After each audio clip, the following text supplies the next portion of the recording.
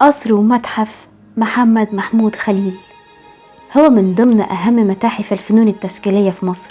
مين هو محمد محمود خليل؟ محمد محمود خليل اتولد عام 1877.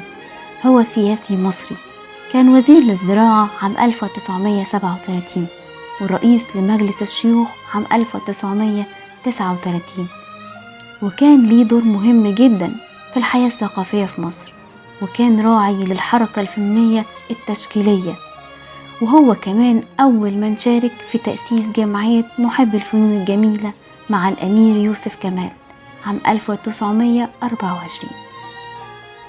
تبدأ حكاية المتحف لما سافر محمود خليل إلى باريس لدراسة القانون عام 1897.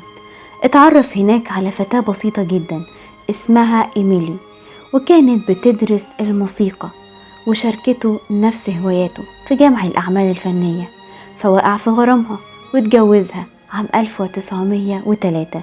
ولما رجع مصر بنى ليها قصر جميل على ضفاف النيل بالجيزة عام 1920 على الطراز الفرنسي، وجمع فيه مقتنيات فنية عالية القيمة.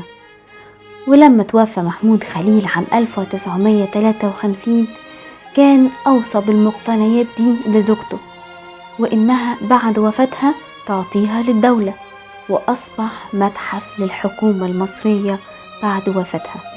وكان افتتاح القصر كمتحف لأول مرة عام 1962، وبعد كده تم إعادة افتتاحه سنة 1979. القصر ده اللي اتعمل فيه فيلم الأيدي الناعمة والبرنس وبناته. يضم المتحف مجموعة هائلة من روائع الفن العالمي، من تصوير ونحت وخزف وجبلان وغيرها من أعمال فنانين القرن 19.